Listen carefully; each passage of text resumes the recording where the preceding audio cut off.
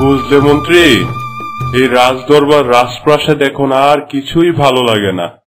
মনের শান্তি সব থেকে বড় শান্তি। মহারাজ, কোষটাকে মাফ করবেন, আপনাকে এত চিন্তিত দেখাচ্ছে কেন? কি এমন হলো যার ফলে আপনার কপালে ভাঁজ পড়ে গেল? কি বলবো মন্ত্রী, সবই তো তুমি জানো, কিন্তু উপরওয়ালা যে এখনো আমায় কোনো পুত্র সন্তানের মুখ দেখালো না। চিন্তা না করে উপায় কি বলো?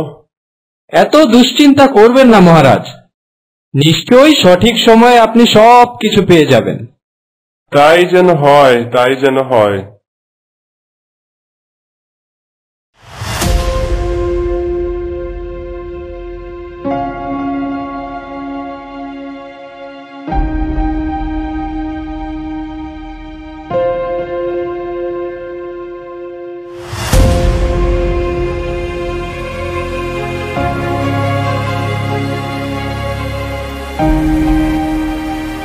পুত্র সন্তান হয়েছে মহারাজ, জলদি করে মিঠাই খাওয়ানোর ব্যবস্থা করুন। তাই তাই নাকি? দাঁড়াও দাঁড়াও, এক্ষুনি রাজ্যের সবাইকে মিষ্টি খাওয়ানোর ব্যবস্থা করছি। মন্ত্রী, মন্ত্রী, কোথায় গেলে? জলদি করে এদিকে এসো।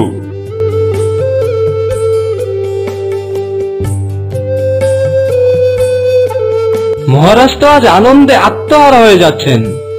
অবশেষে তাহলে মহারাজ আপনার মনের আশা পূরণ হলো। তার বলতে মন্ত্রী, আজ আমার জন্য সব থেকে আনন্দের দিন, আর আমার এই আনন্দের দিনে আমি সবাইকে সামিল করতে চাই। যাও, তুমি যে প্রাসাদের সবাইকে নিয়ে পুরো রাজ্যে মিঠাই বিতরণ করো। জলদি করো, জলদি। জি জি মহারাজ, আমি এক্ষুনি সবাইকে মিঠাই খাওয়ানোর ব্যবস্থা করছি। আজ রাজ্যের একটা লোকও বাদ থাকবে না। তাই করো, তাই করো। আর আমি যাই, যে দেখি আমার রাজকুমারকে একটু নিজ চোখে দেখে আসি।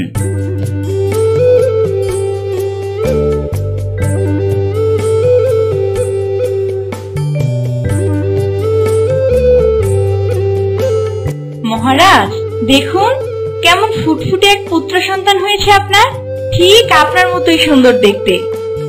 অনেক অপেক্ষার পর, উফ, আমার যে কি আনন্দ হচ্ছে! কি সুন্দর দেখতে হয়েছে!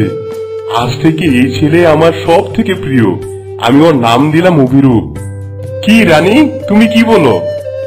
খুবই সুন্দর নাম মহারাজ, ঠিক রাজপুত্রের রূপের মতোই তার নামটিও সুন্দর।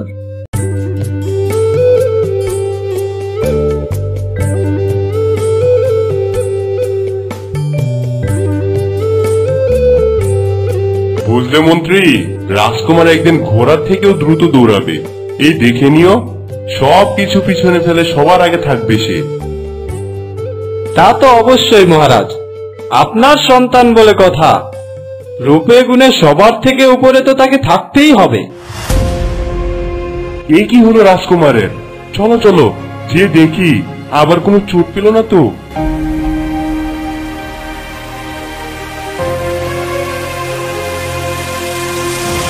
অভিরূপ, কি হয়েছে তোমার? এই সামান্য ব্যথায় হার মানলে কি হবে? উঠো, উঠে পড়ো। হ্যাঁ, এক্ষুনি কুমারকে প্রাসাদে নিয়ে চলো। মন্ত্রী আর হাকিমকে খবর দাও, আমার কুমারের এ কি হলো? হাকিম সাহেব, রাজকুমারের কি হয়েছে? কবে সেরে উঠবে আমার ছেলে? হুজুর, আমি তো অনেক চেষ্টা করলাম।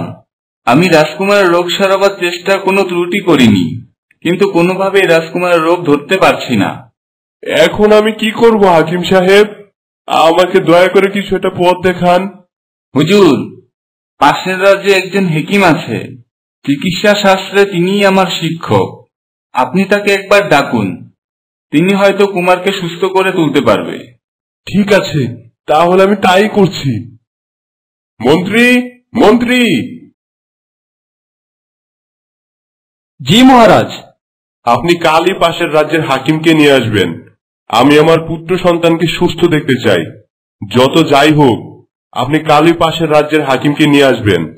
আপনি যা বলবেন তাই হবে মহারাজ।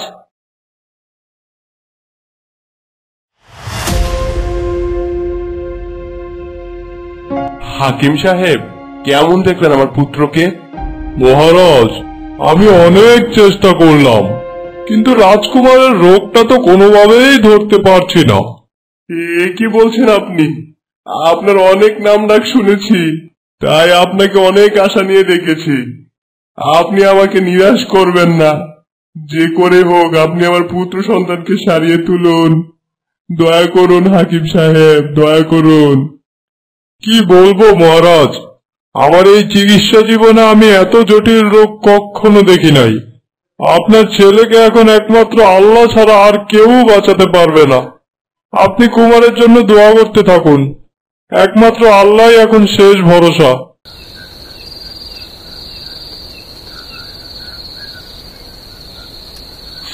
হে আল্লাহ, আপনি আমার পুত্র সন্তানকে সুস্থ করে দিন, বা আমাকে এমন কোন পথ দেখান যাতে আমি আমার পুত্রকে সুস্থ করে তুলতে পারি। আমিন।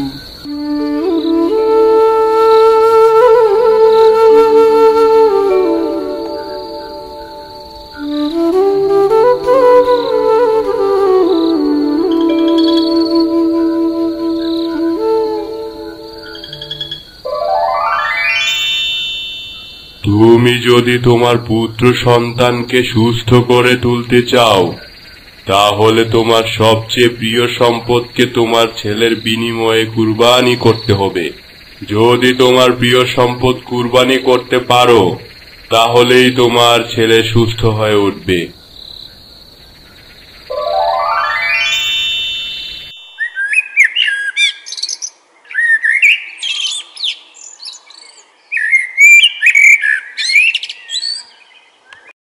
মন্ত্রী, মন্ত্রী!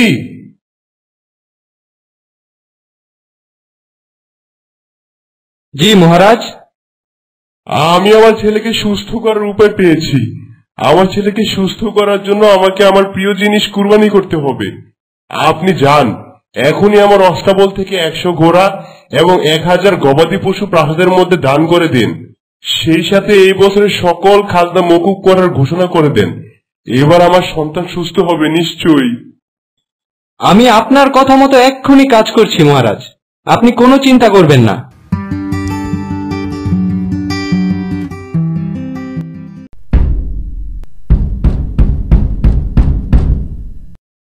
ঘোষণা, ঘোষণা, ঘোষণা!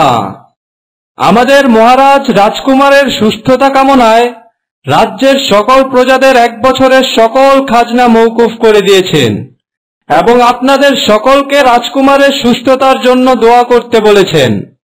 ঘোষণা, ঘোষণা, ঘোষণা! মহারাজ আরো বলেছেন রাজ্যের সকল প্রজাদের মাঝে 1টি করে গরু বিলিয়ে দিতে। আজ বিকেলে আপনাদের সকলকে রাজপ্রাসাদের সামনে হাজির থাকার জন্য অনুরোধ করা গেল। ঘোষণা, ঘোষণা, ঘোষণা!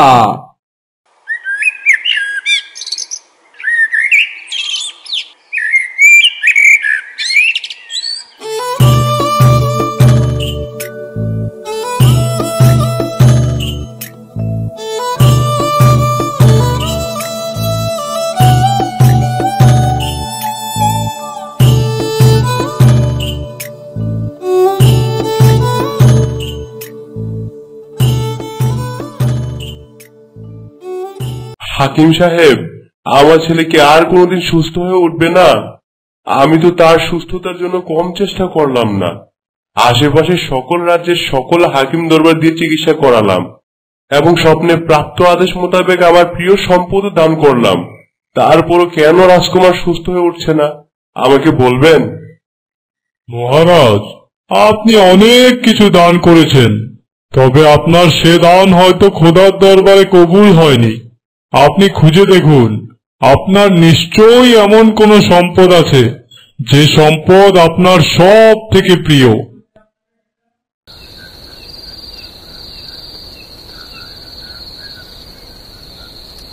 হে পরওয়ারদিগার, আমি অনেক খুঁজে দেখলাম।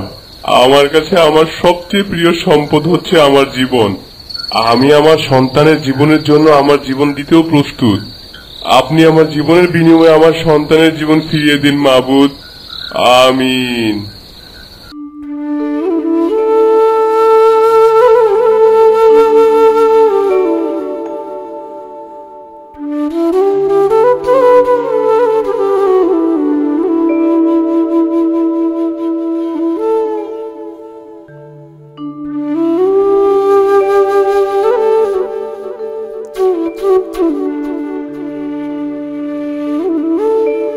মন্ত্রী, আমার শরীর অনেক খারাপ লাগছে। আমি বিছানা থেকে ওঠার মতো শরীর শক্তি পাচ্ছি না। আপনি শান্ত হন মহারাজ, আপনি কোনো চিন্তা করবেন না। আমি হেকিম সাহেবকে খবর পাঠিয়েছি, তিনি এক্ষুনি এসে পড়বেন।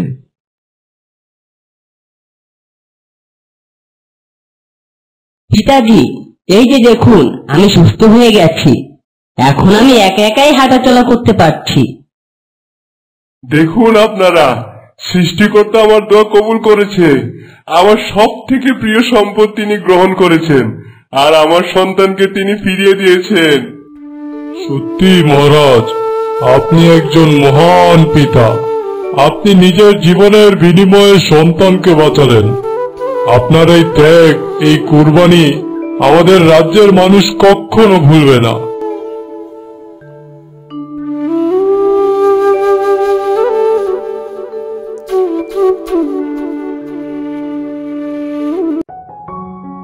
তো বন্ধুরা, এইরকম মজার মজার গল্প পেতে চাইলে অ্যাড্রয়েটি চ্যানেলটি সাবস্ক্রাইব করে আমাদের সাথেই থাকো।